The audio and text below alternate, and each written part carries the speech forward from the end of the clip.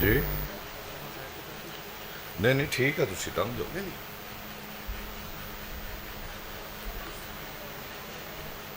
अल्हम्दुलिल्लाह रब्बिल आलमीन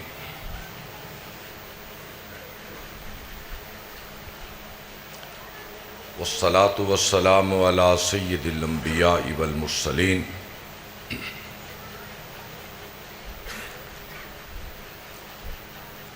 व अला आलिहि व अस्हाबिहि अजमाइन बिरहमतिका या अरहमर राहिमीन। औज़ु बिल्लाहि समीइल अलीम मिनश शैतानिर रजीम। बिस्मिल्लाहिर रहमानिर रहीम। हाज़ा बलागुल लिन्नास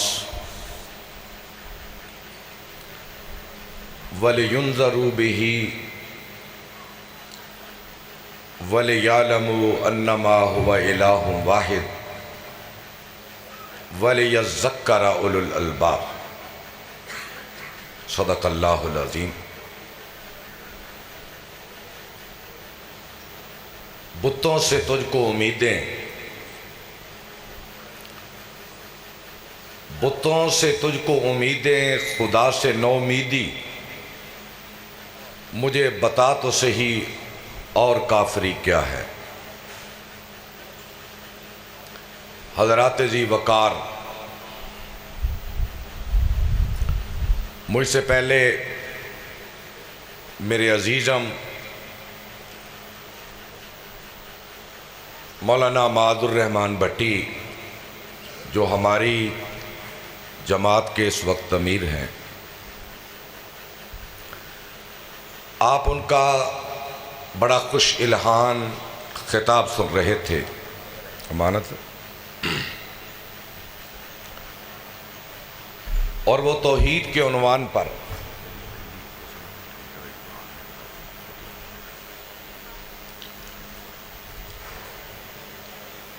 मकाम उलूहियत का वो जिक्र कर रहे थे। मौलाना यूसुफ असूरी हफिज़ाहुल्लाह तशरीफ़ ला चुके हैं। जो ही वो तशरीफ़ लाएंगे मैं अपनी बात ख़त्म कर दूँगा। उनके आने से पहले मैं चंद मारूज़ात पेश खिदमत करूँगा। वो तौहीद के हवाले से बात बयान कर रहे थे। याद रखें,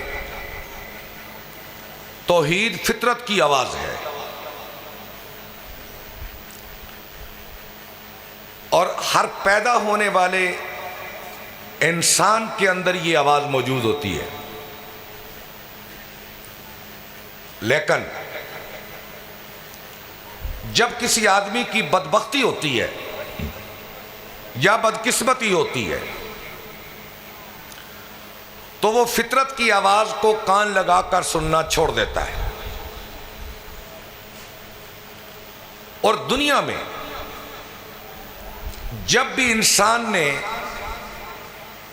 फितरत से जंग की, फितरत से लड़ाई की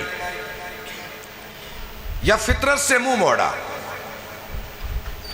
या फितरत की आवाज को कान लगाकर ना सुना, तो वो राह रास्त से हट जाता है। तो अल्लाह ताला ने इंसानियत को फितरत पर कायम रखने के लिए नबियों को भेजने का मंसूबा बनाया। और नबी क्या होता है? अच्छा याद रखें, अहले हदीस के खिलाफ बर्रे सगीर में एक मंसूबा हुआ, एक साजिश हुई कि ये लोग नबी को अपने जैसा कहते हैं, ये नबी को अपने जैसा कहते हैं। ये बर्रे सगीर के लोगों ने साजिश की ताकि ये अकीदा बढ़ न सके। याद रखें, नबी किसी भी दर्जे पर आम इंसान जैसा नहीं होता। जिसने कल कला इंसानियत को खैर की तरफ बुलाना हो, तौहीद की तरफ बुलाना हो,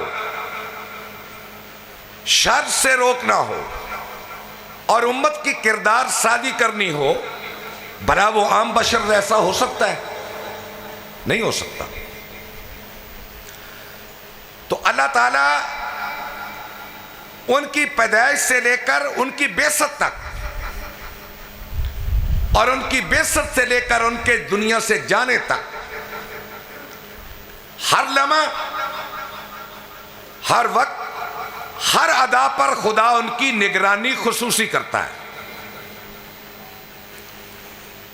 और कुदरत के साए उस पर खास होते हैं और उसकी फयूज़ व बरक़ात भी आम इंसान से जुदा होती है। आप देखें, एक आम आदमी हम जैसा अल्लाह ने जिम्मे नहीं लिया कि अगर तू गलती करेगा तो मैं हाथ आगे करके तुझे रोक दूंगा। नहीं, हमें इख्तियार, इरादा, फरासत, बसीरत, इल्म, कुफर और शिरक के रास्ते बता दिए बस। और आगे कहा कि अब तेरी मर्जी है कि तू कुफर की राह इख्तियार कर या ईमान की राह इख्तियार कर। अब ये हमारे इख्तियार में है।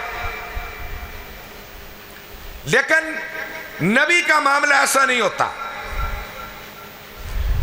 नबी जब पैदा होता है, पैदा होने से बेसत तक वही नहीं ना आती। ये वही का जमाना नहीं होता। जब वही नहीं भी उतरती तब भी अल्लाह के खास रहमत के साए उस शख्स पे होते हैं। और अगर कहीं पैगंबर की जात बेसत से पहले, वही आने से पहले दाएं बाएं होने लगे तो अल्लाह की कुदरत दखील हो जाती है, दाखिल हो जाती है, मुदाखलत करती है।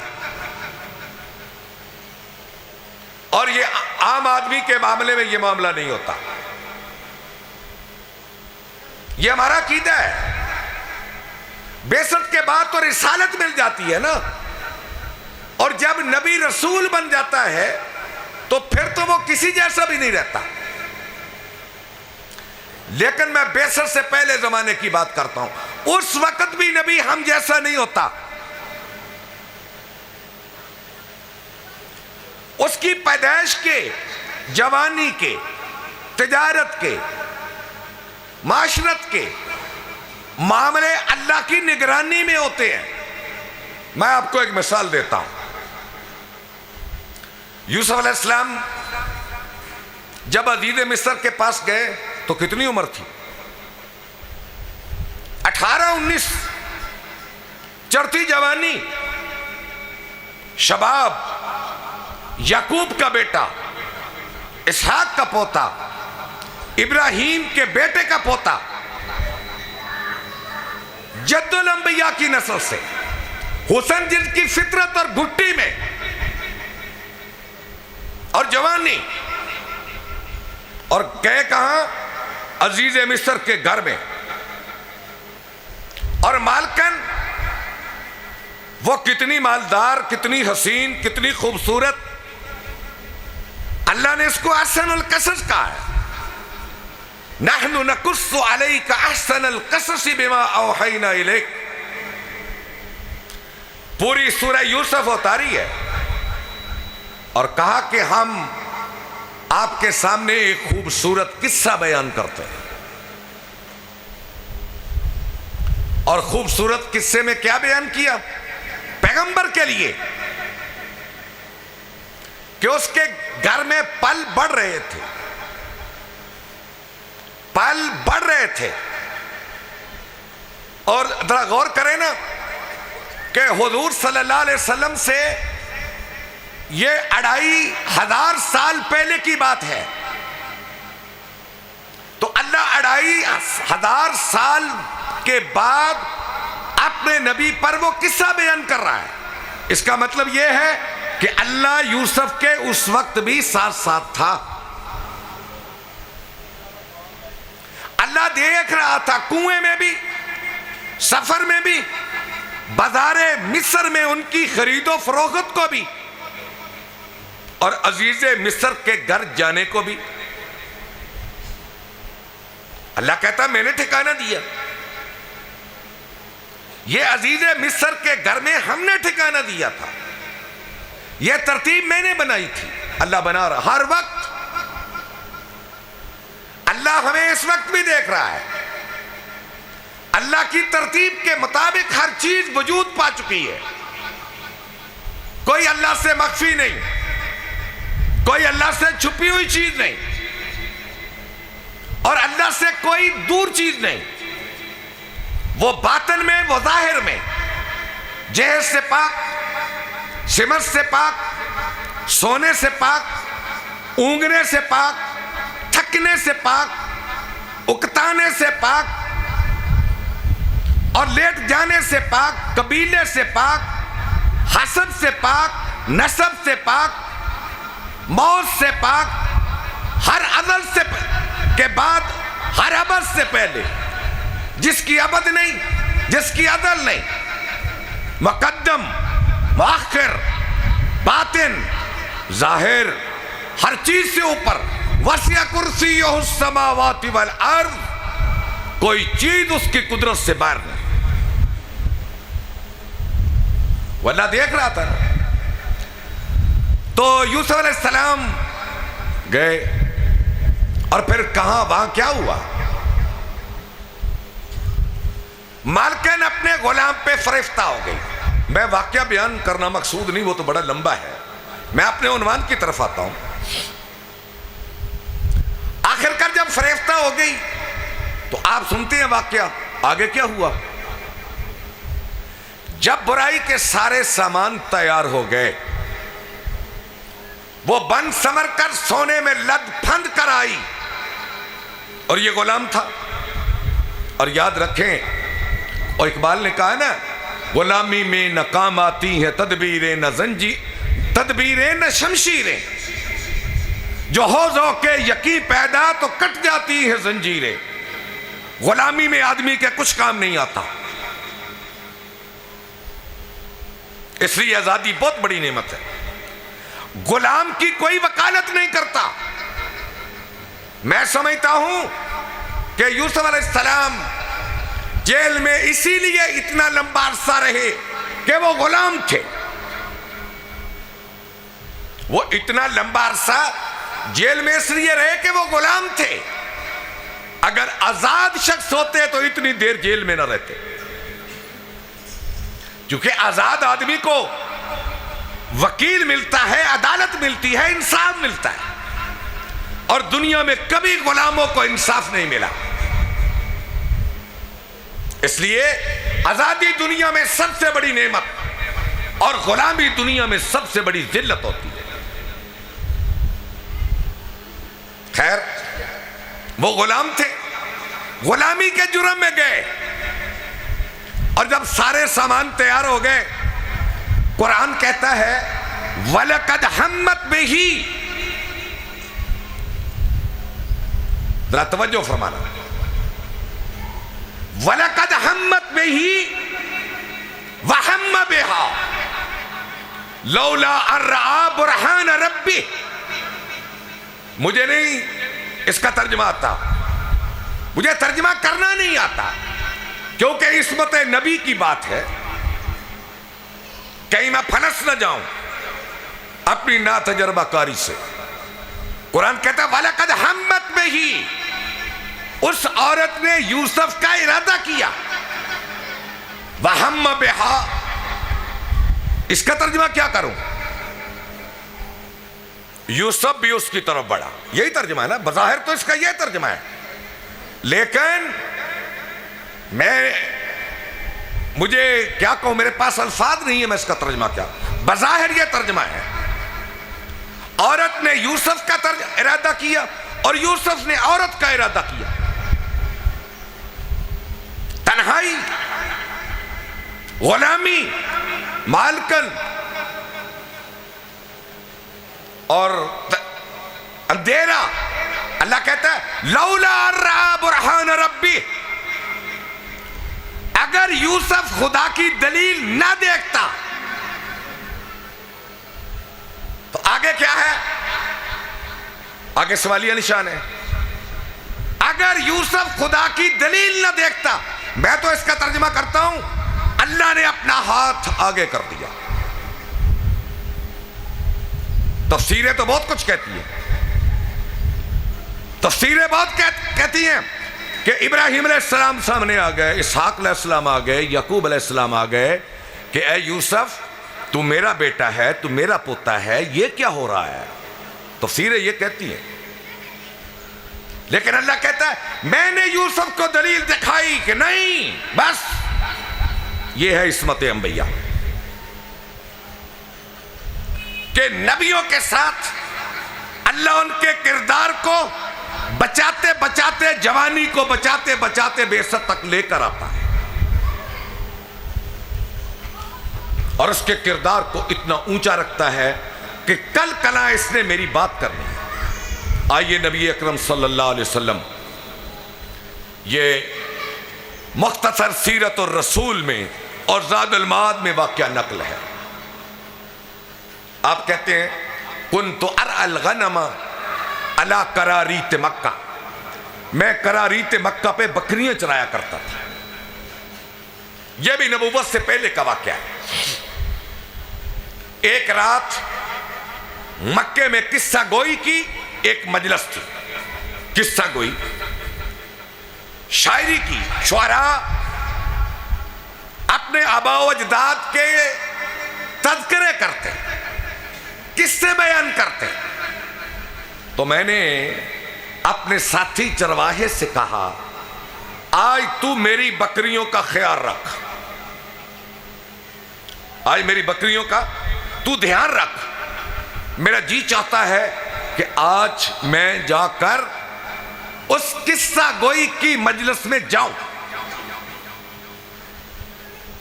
आप फरमाते हैं मैं पिछली पहर, रात के पिछले पहर मैं पहाड़ की ढलवानों से उतरा और सुबह का सफेदा जाहिर हो चुका था। मैं उतरा, उतरते उतरते जब मैं पहाड़ के नीचे आया तो मेरे कान में बाजे की आवाज पड़ी, बाजा, गाना बाजा। इधर आवाज पड़ी, खुदा ने मेरा कान बंद कर दिया, खुदा ने मेरा कान बंद कर दिया और मैं पहाड़ के साथ टेक लगा के बैठ गया, ढलवान के साथ में बैठ गया। और जब मेरी आंख खुली तो आसमान का सूरज चमक रहा था और सूरज की गर्मी से मेरी आंख खुली और मैं वापस चला गया। अच्छा भाई, अगर इस किस्सा गोई की मजलिस में हुजूर चले आते और कल कला हुजूर लोगों को गाने बाजे से मना करते और किस्सा गोई की मजलिसों से रोकते तो लोग कहते कल कला ये करता रहा, आज हमें रोकता है। अल्लाह ने आपके कान को भी बंद किया, कदमों को भी रोका और आपको सलाह दिया गहरी नींद। अब बताएं नबी हम जैसा, ये निगरानियां नबियों की होती है, ये कुदरत के साए नबियों पे होते हैं, ये कुदरत दखल अंदाजी नबियों के किरदार के बारे में करती है। और इसी तरह हुजूर चलते रहे, आगे बढ़ते रहे और जब आप मनसबे नबूवत पे फायद होने लगे तो अल्लाह ने फरमाया मेरे हबीब मैं तुझे पैदाइश से बेसत तक अपने साये मोहब्बत में लेकर यहां आया हूं। अब करना क्या है, अब आपने करना क्या है?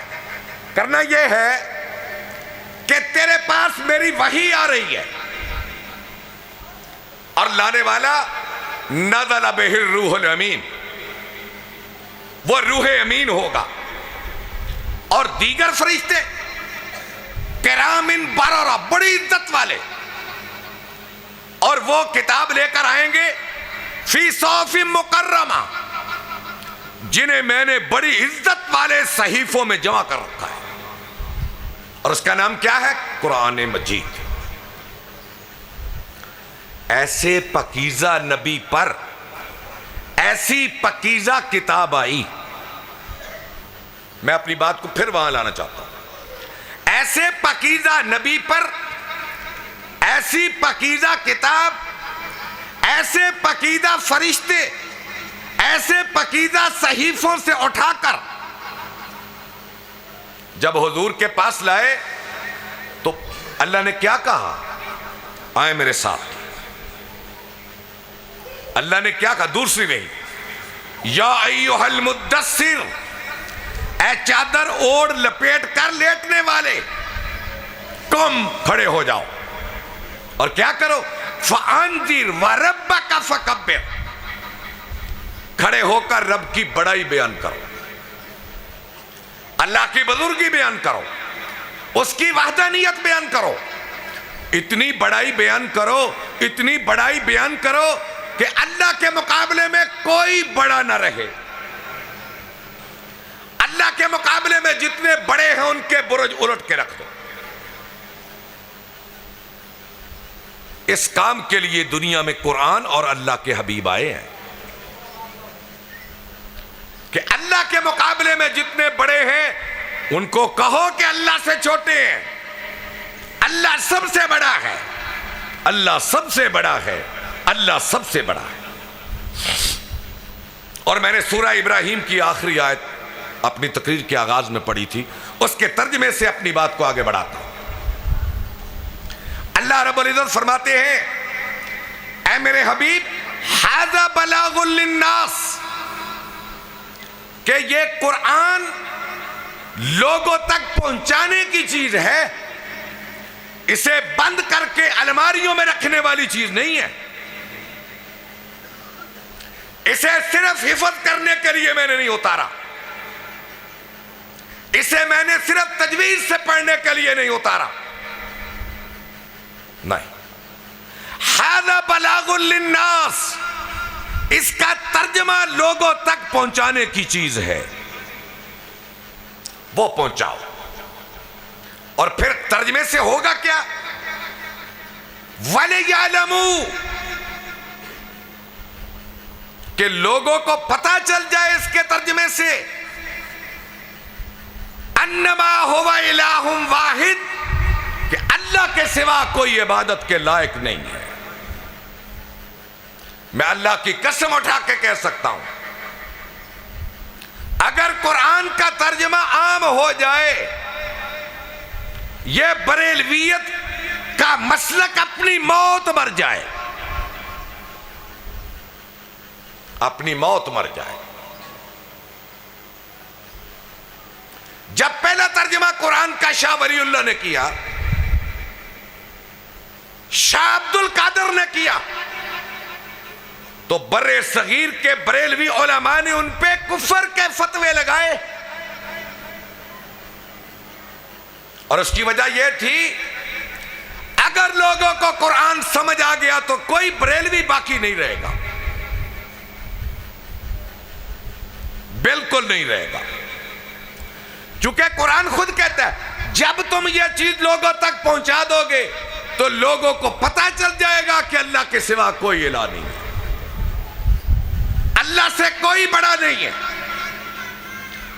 अल्लाह के मुकाबले का कोई नहीं है, अल्लाह का सानी कोई नहीं है, अल्लाह का मद्दे मुकाबिल कोई नहीं है। ये पहुंचाओगे तो तब पता चलेगा। आज आप देखें, बरेलवी उलमा अपनी तकरीरों में कितना कुरान लोगों को पढ़ के सुनाते हैं।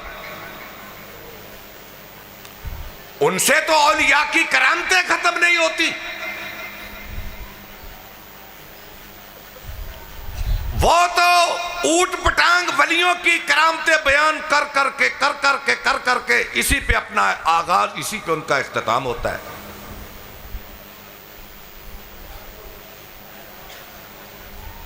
और जब इसी पे इख्तिताम होता है, इसी पे इब्तिदा होती है, तो लोगों के अकायद कैसे बदलेंगे? लोगों के अंदर तौहीद का सबक कैसे आएगा? यह कुरान के खिलाफ एक साजिश हुई है बर्रे सगीर में। अरब तो कुरान समझते थे। बर्रे सगीर में बरेलवी उलमा ने यह फतवा दिया कि कुरान को तर्जमे के साथ पढ़ना गुनाह है। अंदाजा करें, क्योंकि अगर तर्जमे से पढ़ा जाएगा तो यह तो कुरान पूरी बरेलवियत की नफी करता है। अच्छा जी, कभी आपने किसी बरेलवी को कुरान की ये आयत पढ़ते सुना है? तकरीर में किसी मुकर्रर को, किसी खतीब को, किसी वाइज को? कौन सी जो मैं पढ़ने लगा हूं?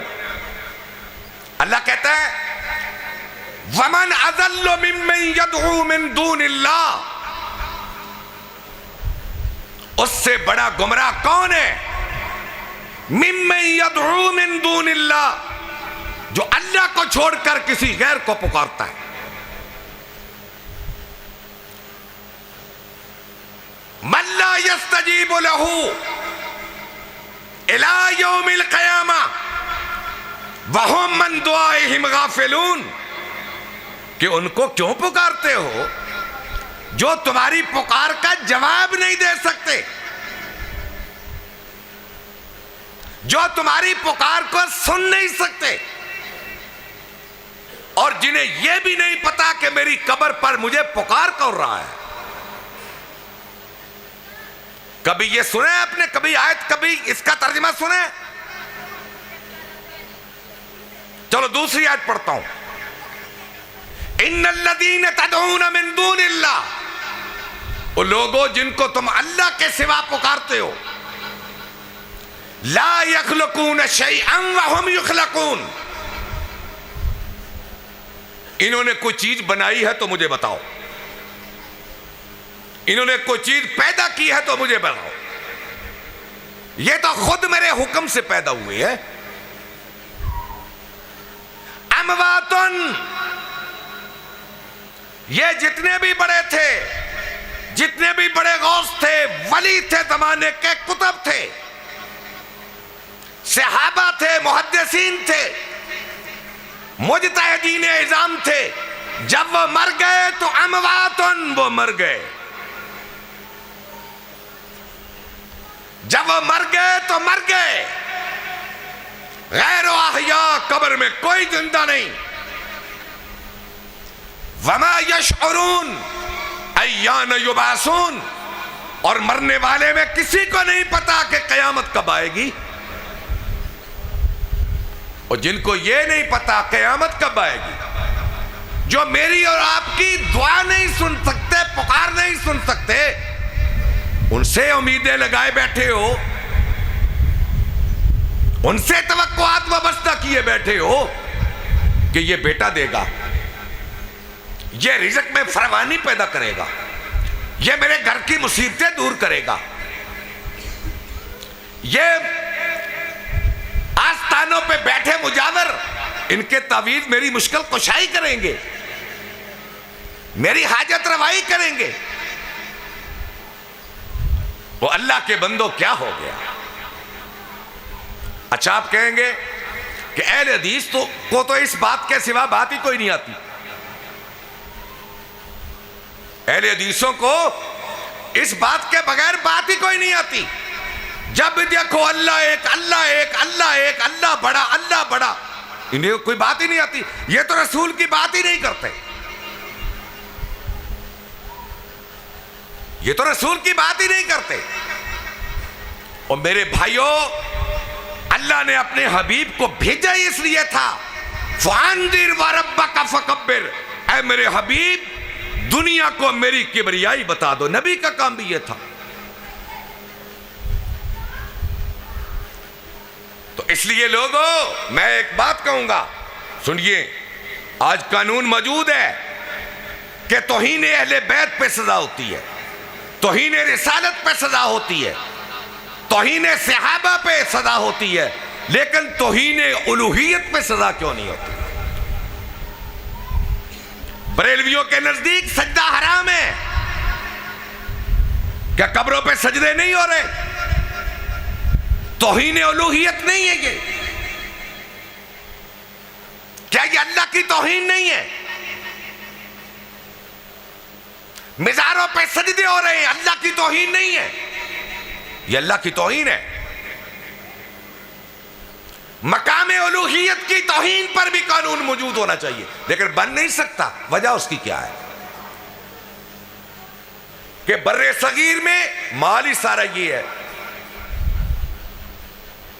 वो माल ही सारा ये है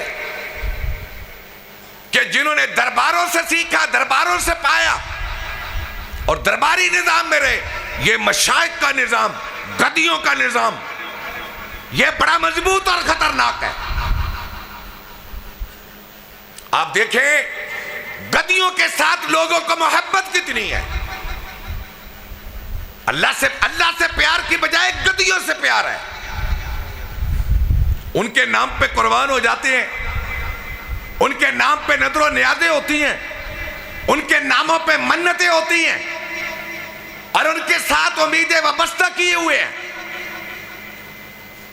मेरे भाइयों, ये माहौल सिर्फ बर्रे सगीर में है। बांग्लादेश, इंडिया, पाकिस्तान, अरब में आपको ये कहीं दरबार नजर नहीं आएगा, कोई मुजाविर नजर नहीं आएगा, ये नजर नियाज का सिलसिला नजर नहीं आएगा, ये तावीज गंडे नजर नहीं आएंगे। ये बर्रे सगीर आज शिरक से भरा पड़ा है और खत्म नबूवत के हवाले से अब नबी तो को आना नहीं है। ये अहले इल्म की जिम्मेदारी है कि वो लोगों को बताएं कि अल्लाह एक है। क्या बताएं? अल्लाह का कोई शरीक नहीं। क्या बताएं? अल्लाह का कोई मुकाबिल नहीं, उसकी टक्कर का कोई नहीं। तुमने सिर्फ कुरान में यही पढ़ा है कि वो रऊफ है, वो रहीम है, वो करीम है। तुमने ये नहीं पढ़ा कि वो जब्बार भी है और कहार भी है। ये भी पढ़ो। उसने आदो समूद को तबाह किया, उसने फिरौनियों को पकड़ा, कौमे शुएब को पकड़ा, उसने बड़े बड़े कौमों को पकड़ा अपनी नाफरमानी पर। तुम अल्लाह को अपने पीरों से तशबीह न दो। अल्लाह तो कोई चीज ही और है। अच्छा देखो, अल्लाह इतना मेहरबान है बंदे पे, फिर भी इसकी सारी नाफरमानियों के बावजूद, इसके सारे शिरक के बावजूद अल्लाह कहता है या अय्युहल इंसान मा गर्रका बिरब्बिकल करीम। ओ इंसान, मेरे बंदे, तुझे मेरे बारे में किसने धोखे में डाल दिया? मेरे बारे में। इसका तर्जुमा यह है कि तूने मुझसे कभी मांगा ही नहीं, मुझे मुश्किल कुशा कभी समझा ही नहीं, मुझे हाजत रवा कभी समझा ही नहीं, मुझे ताकतवरों का ताकतवर कभी समझा ही नहीं। वो तुझे मेरे बारे में किसने धोखे में डाल दिया कि तकदीर इसके पास नहीं, किस्मत अल्लाह के पास नहीं। तूने मुझे कभी पुकारा ही नहीं है और आज ये रिवाज भी खत्म हो गया। अल्लाह से मांगने का, अल्लाह को पुकारने का रिवाज खत्म हो गया है। अहले हदीसों में भी खत्म हो गया। बरेलवी हजरात वो तो बिल्कुल ही अल्लाह से मुस्तगनी हो गए। वो तो समझते हैं कि अल्लाह के पल्ले ही कुछ नहीं। पल्ले है तो दरबार वालों के, पल्ले है तो कब्र वालों के, पल्ले है तो दस्तार वालों के, पल्ले है तो बड़ी जुब्बे और कुब्बे वाले के। अल्लाह से मांगने का तो रिवाज ही खत्म हो गया। कितने लोग हैं जो पिछले पैर उठकर रो रो कर अपने अल्लाह से अपनी हाजतें मांगते हैं? कितने लोग हैं? जैसे पूछो, वो कहता है मैं सुबह फलां दर पे जा रहा हूं, पैदल जा रहा हूं, नंगे पांव जा रहा हूं, इतना बोझ उठा के जा रहा हूं, पिछले पांव पे चल के जा रहा हूं, फलां हस्ती के पास, फलां बुजुर्ग के पास। अल्लाह से मांगने का तो रिवाज ही खत्म हो गया। मेरे अजीजम मादुर रहमान साहब आयत पढ़ रहे थे, उदऊनी अस्तजिब लकुम। अल्लाह कहता है तुम मुझे पुकारो फिर मेरा कबूल करना देखना। यह इख्तियार किसी हस्ती के पास है नहीं है। और आज बर्रे सगीर का यह नक्शा मौलाना अल्ताफ हुसैन हाली ने बड़े खूबसूरत अल्फाज में खींचा है। वो फरमाते हैं, वो दीन जिससे तौहीद फैली जहां में, वो दीन जिससे तौहीद फैली जहां में, हुआ जलवा गर हक जमीन और जमा में, रहा शिरक बाकी न वहमो गुमा में, वो बदला गया आके हिंदुस्ता में। ये दीन और ये तबलीग, ये दावत, अल्लाह की वहदानियत, ये आसान तरीके से फैली थी। हमेशा से इस्लाम था जिस पे नाजा, वो दौलत भी खो बैठा आखिर मुसलमान। करे गैर गर्बुत की पूजा तो काफिर, कवाकब में माने करिश्मा तो काफिर, नबी को जो चाहे खुदा कर दिखाएं, इमामों का रुतबा नबी से बढ़ाएं, शहीदों से जा जा के मांगे दुआएं, न तौहीद में कुछ खलल इससे आए, न ईमान बिगड़े न इस्लाम जाए। आज शहीदों की कब्रों से नहीं लोग मांग रहे, आज कब्रों से जाके नहीं मांग रहे। इसके बावजूद अकीदा भी बड़ा सख्त और इसके रसूल भी कायम, तौहीद भी कायम, इसके मुस्तफा भी कायम, और दुआएं कब्रों से, मिजारों से, दरबारों से। ये मौलाना अल्ताफ हुसैन हाली ने बर्रे सगीर का नक्शा खींचा। तो मेरे भाइयों, ये तौहीद दुनिया में ऐसे नहीं आई।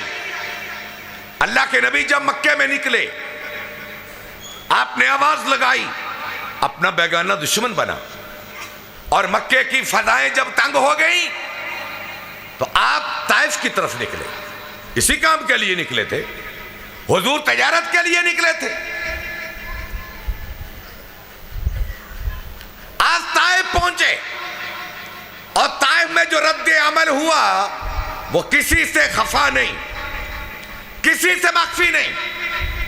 और वहां हुजूर क्या कहते हैं, अश्कू इलैका ज़ौफ़ क़ुव्वती व क़िल्लत हीलती व हवानी अलन्नास या अरहमर राहिमीन या रब्बल मुस्तज़ाफ़िन।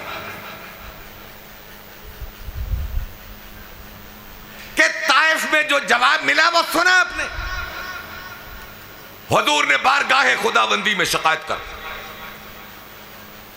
की, वापस आए, वहां भी कुछ नहीं मिला, हुजूर वापस आ गए। आप फिर मक्के में 3 साल रहे और अल्लाह के नबी सल्लल्लाहु अलैहि वसल्लम फिर निकले, आप मदीना की तरफ चले गए। जब आप मदीना में गए तो मक्के वाले हुजूर के पीछे बदर में पहुंचे, फिर खंदक में पहुंचे, फिर ओहद में पहुंचे। अच्छा देखे भाई, कितने जिद्दी थे, हुजूर के पीछे पहुंचे। और जब आप वहां पहुंचे तो ओहद में खून रेज मार्का पेश आया, जिसमें 70 सहाबा शहीद हो गए। अब 70 सहाबा में हमजा बिन अब्दुल मुत्तलिब जैसे, मुसअब इब्न उमैर जैसे, आपका सरमाया, लाशें बिखरे पड़े, गर्दनें कटी हुई हैं, हमजा का कलेजा चबाया गया, सहाबा की जिस्म के टुकड़े टुकड़े। अल्लाह के नबी सल्लल्लाहु अलैहि वसल्लम आपकी रफ्तार में खोद की कड़ियां चुभी हुई, दांत टूटे हुए। आपके दाएं कंधे पे अब्दुल्ला इब्न कुमैया का जख्म। जंग मुसलमान हार गए, अबू सुफियान जीता। जंग के बाद आप एक चट्टान के अंदर आप आराम करने लगे, दाएं अबू बकर, बाएं उमर। रज़ियल्लाहु अन्हुमा तशरीफ फरमा है। अब अबू सुफियान बड़ी खुशी से, बड़ी मस्ती से, बड़ी खुशी से, बड़ी मस्ती से कहता है, क्या कहता है? आईना मोहम्मद सल्लल्लाहु अलैहि वसल्लम, आईना मोहम्मद।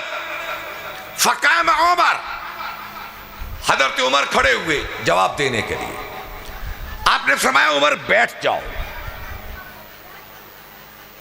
उमर बैठ गए। फिर उसने आवाज दी, आईना अबू बकर, अबू बकर कहां है? फकाम उमर, उमर खड़े हुए जवाब देने के लिए। आपने फरमाया उमर बैठ जाओ। फिर ये उसकी मस्ती के सवाल थे। जब कोई जीतता है ना तो फिर वो फख्र से कहता, कहां गए हो भाई, कहां हो, आवाजें भी नहीं आती। अब चूंकि जीता था वो, और इस जीत में हजरत उमर रज़ियल्लाहु ताला अन्हु फिर खड़े हुए। आपने फिर बैठा दिया, बैठ जाओ उमर बैठ जाओ, इसकी बात का जवाब ना दो, इसकी बात का जवाब ना दो। आज ये जीता हुआ है, इसकी बात का जवाब ना दो। जब ये कैफियत पैदा हो गई कि इसकी बात का जवाब ना दो, तो इसके बाद क्या कहता है अबू सुफियान? भाई आए नहीं कसूरी साहब? अच्छा, अब जब उसने समझा कि कोई आवाजें बंद हो गई, जबानें बंद हो गई, और मुसअब इब्न उमैर को के चेहरे को जो शबीह रसूल थे, मुसअब इब्न उमैर जो शबीह रसूल थे, उन्हें देखकर यह आवाज बुलंद कर दी गई कि रसूल अकरम दुनिया से तशरीफ ले गए। सहाबा में बददिली फैली। अबू सुफियान समझा कि गए, सब गए, क़यादत गई। बड़ी खुशी में आखिरी आवाज देकर कहने लगा, ओलो हुबल,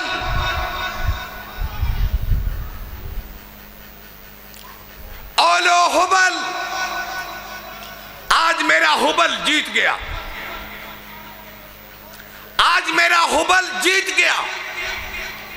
सकलैन के ताजदार ने कहा, ऐ उमर, पहले मेरी बात थी, तेरी बात थी, अबू बकर की बात थी। हमने कहा कोई बात नहीं, हमने कहा कोई बात नहीं। और याद रखे, तौहीद इसका नाम है कि मैं कहूं कि मैं कुछ नहीं, मैं कहूं मैं कुछ नहीं, सब कुछ मेरा अल्लाह है। और जब मैं कहूं कि मैं बड़ी चीज हूं, मैं सदर पाकिस्तान हूं, मैं वजीर आज़म पाकिस्तान हूं, और मुझसे बड़ा कौन है? हुकूमत मेरी, ताकत मेरी, इक्तदार मेरा, अमारत मेरी। तो फिर मैंने भी अपने नफ्स को खुदा का मुकाबिल कहा है। सबसे पहले मैं कहूं, अल्लाह के नबी की दुआ सुनी है कि ऐ मेरे अल्लाह, मैं तेरा बंदा, तेरे बंदे का बेटा, मेरे बारे में तेरा हुक्म नाफिज होता है, मेरी पेशानी तेरे हाथ में है, और मेरे बारे में जो तेरा हुक्म है वही चलता है। मोहम्मद को मोहम्मद के सपुर्द न करना। मैं इस बात की नफी करूं, मैं कुछ नहीं हूं, या अल्लाह सब कुछ तू है। दूसरी बात क्या करूं? मेरा कुछ नहीं, मेरा कुछ नहीं, या अल्लाह सब कुछ तेरा। लिल्लाहि मा फिस समावाति व मा फिल अर्द वलिल्लाहिल इज्जतु व लिरसूलिही। कुरान बार बार कह, लिल्लाह लिल्लाह लिल्लाह।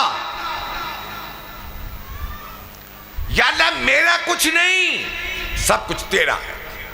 मैं अपनी मिल्कियत की नफी करूं, अगर मैं अपनी मिल्कियत की नफी नहीं करता तो मैंने खुदा को नहीं माना जिस तरह मानने का हक है। खैर,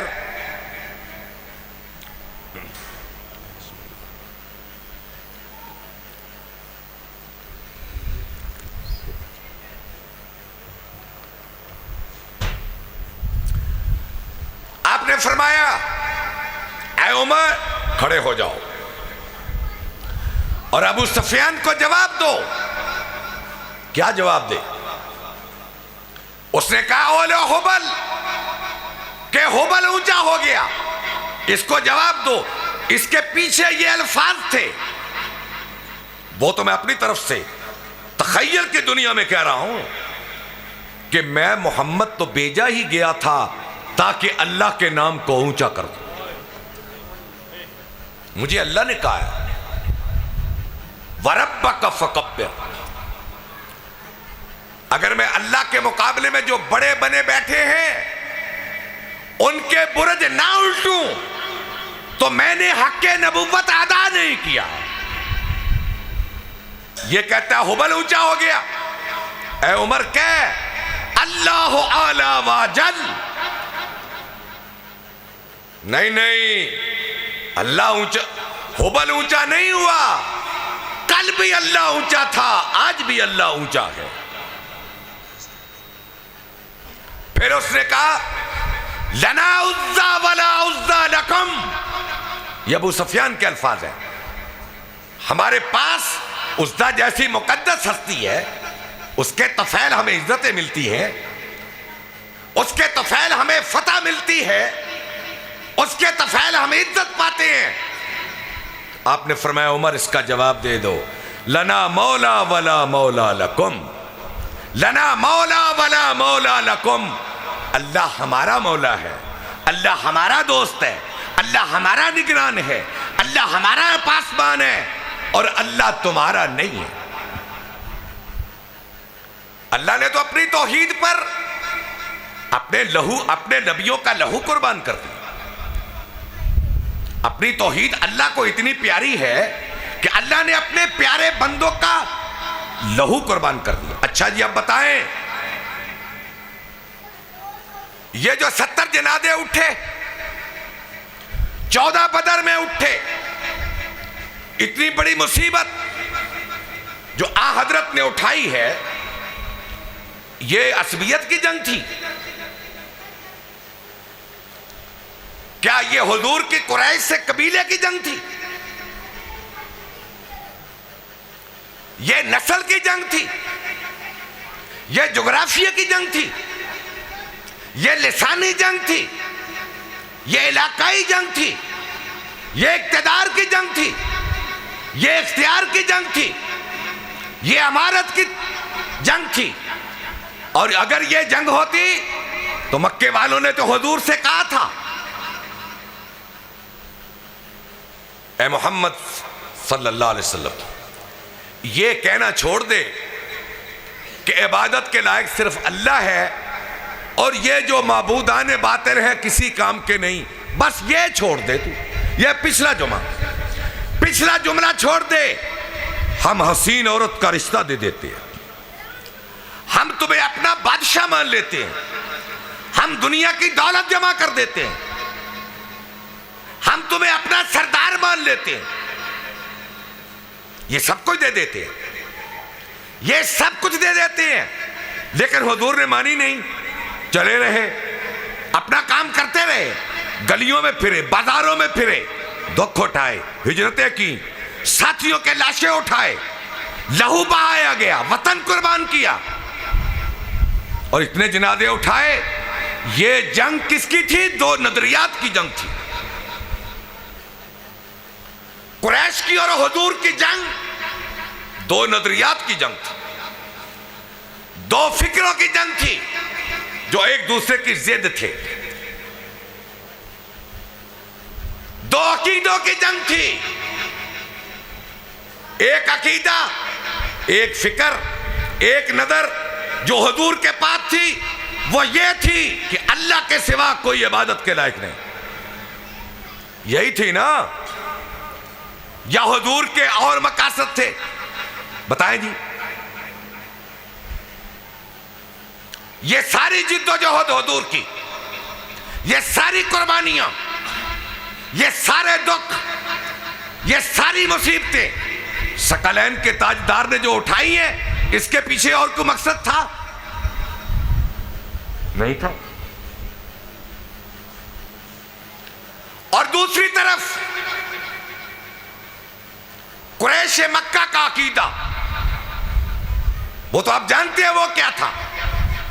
दो ख्यालात की जंग थी। जब तक शैतान जिंदा है, ये दो फिक्रों की जंग जिंदा रहेगी। शैतान का सबसे बड़ा हमला इंसान के अकीदे पे होता है, इंसान के अकीदे पे होता है। अगर वो अपने अकीदे में ठोकर खा गया तो अपने अमल में ठोकर जरूर खाएगा।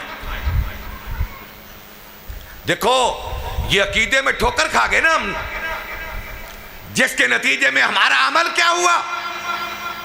हम अमल से खाली हो गए। जब ये मेरा अकीदा तय हो जाए कि ये कब्र वाला मुझे क़यामत के दिन छुड़ा लेगा, ये क़यामत के दिन मेरी शफाअत करेगा, या फला हस्ती मुझे क़यामत के दिन छुड़ा लेगी। जैसे आज ये बड़ा मुश्किल मसला है। जैसे आज हमारे बरेलवी भाइयों ने अल्लाह के नबी के मुताल्लिक ये अकीदा घड़ लिया कि वो अपनी सारी उम्मत को क़यामत के दिन बख्शवाएंगे, और हम हुजूर की तफैल बख्श दिए जाएंगे। और अहले तशरीह ने हजरत अली और हसन हुसैन के मुताल्लिक ये अकीदा बना लिया कि जन्नत हुसैन की, हम हुसैन वाले। क्या ये अकीदा नहीं है कि जन्नत हुसैन की, हम हुसैन वाले? अच्छा, अब इनको नमाजों की क्या जरूरत रहेगी जी? फिर जिनका अकीदा यह बन जाए, जिनका अकीदा यह बन जाए कि पैगंबर की जात, सहाबा की जात, अहले बैत इज़ाम की जातें,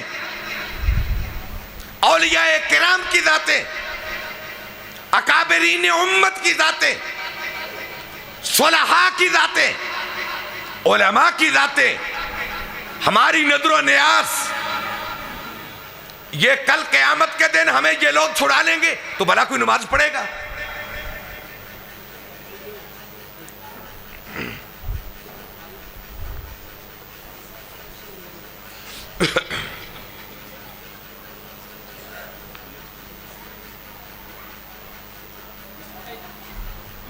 अस्सलाम वालेकुम।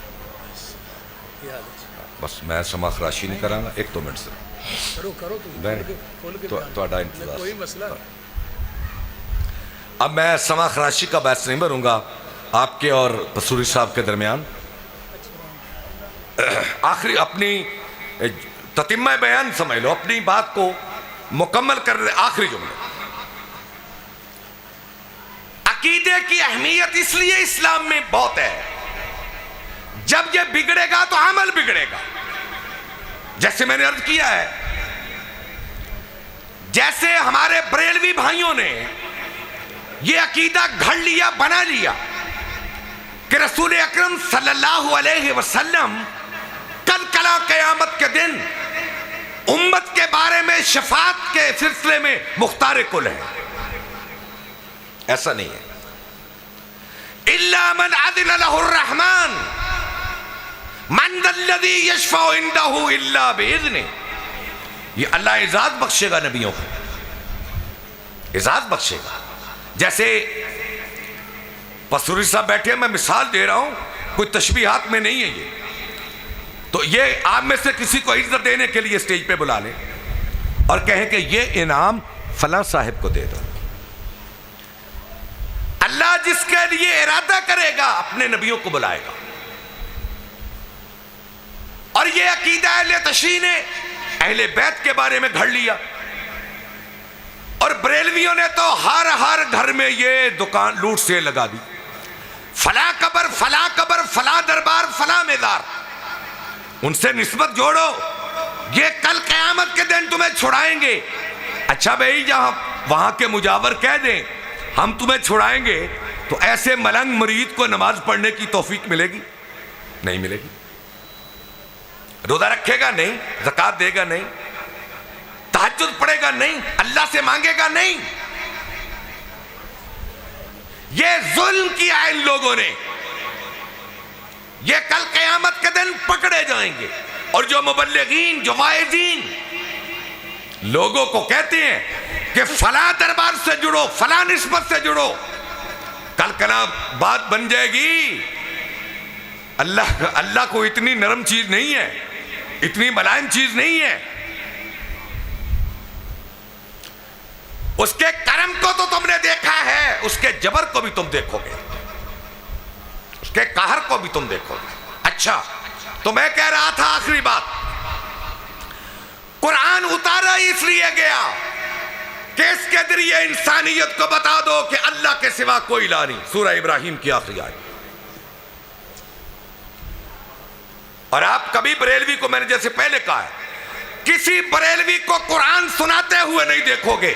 अलम नशरह लक सदरक वद्दुहा वल्लैल इज़ा सजा वमा अरसलनाका इल्ला रहमत, इससे आगे नहीं देखोगे, क्योंकि इससे आगे जो कुरान है ना, वो बरेलवियत की मौत का नाम है। कभी किसी बरेलवी आलिम को तुमने तकरीर करते हुए सुना हो कहे या अय्युहन्नास ज़ुरिबा मसलुन फस्तमिऊ लह इन्नल्लज़ीना तदऊन मिन दूनिल्लाह? कभी ये आते सुनते देखा है? वमन अज़ल्लु मिम्मन यदऊ मिन दूनिल्लाह मन ला यस्तजीबु लहू इला यौमिल क़ियामा व हुम मिन दुआइहिम गाफिलून। ऐसी सैकड़ों आयत पढ़ी, वो इसलिए नहीं पढ़ते, शर्मिंदा होते हैं कि ये पढ़कर आवाम को तर्जमा क्या सुनाए इसका। अगर तर्जमा सुना दिया तो फिर तो ये भटक जाएंगे रास्ते से, बरेलवियत के रास्ते से भटक जाएंगे, ये तो और तरफ निकल जाएंगे। और वो शर्मिंदा होते हैं अंदर से कुरान को पढ़ते हैं। इसलिए मेरे भाइयों, जब कुरान के तर्जमे का आगाज हुआ तो इन लोगों ने फतवे लगाए। कुरान पढ़ो, तर्जमे पढ़ो, तर्जमा समझाओ इंसानों को। खुदा की कसम, ये शिरक गायब हो जाएगा। और ये बर्रे सगीर में माहौल बना है, अरब में नहीं है ऐसा। अरब कुरान को समझती है, वो अमल में जितने भी कमजोर हो जाएं, अकीदे में कमजोर नहीं होंगे, क्योंकि वो कुरान को समझते हैं। और बर्रे सगीर में पहले फारसी थी, फिर उर्दू, फिर पंजाबी, फिर इलाकाई जबानें। 202 जबानों में तर्जमा उर्दू में हो चुका है, 202 जबानों में, सिर्फ उर्दू में 202 तर्जमे। और आज भी बरेलवी उलमा फतवा देते हैं कुरान को ना पढ़ना, ये अहले इल्म का काम है। क्यों भाई? कुरान तो कहता है वलक़द यस्सरनल कुरआन लिज़्ज़िक्र फ़हल मिन मुद्दकिर। अल्लाह का लहजा देखो, पुकार देखो, आवाज देखो, है कोई तुम में नसीहत हासिल करने वाला? हमने कुरान को बड़ा आसान कर दिया। कुरान नसीहत के लिए आसान है, उसको फन्नी तौर पे समझना मुश्किल है। और नसीहत क्या है कुरान में? देख ले, नसीहत को कोई पढ़े, कोई पढ़े, कोई पढ़े, कुरान नसीहत के लिए अल्लाह ने आसान कर दिया। इसलिए मेरे भाइयों, कुरान को पढ़ो, तर्जमे से लोगों को पढ़ाओ। और खत्म नबूवत की वजह से ये हमारा फरीदा भी है। हम अपने आप को किताब और सुन्नत के वारिस समझते हैं। हमारे जिम्मे है कि इस कुरान को लोगों तक पहुंचाएं, जो अकीदे की पुख्तगी बयान करता है वो पहुंचाएं। ये खत्म नबूवत की वजह से, अल्लाह के नबी के इल्म के वारिस होने की वजह से हमारी मनसबी और फरीदा जिम्मेदारी है। व आखिर दावाना अनिल हम्दुलिल्लाहि रब्बिल आलमीन।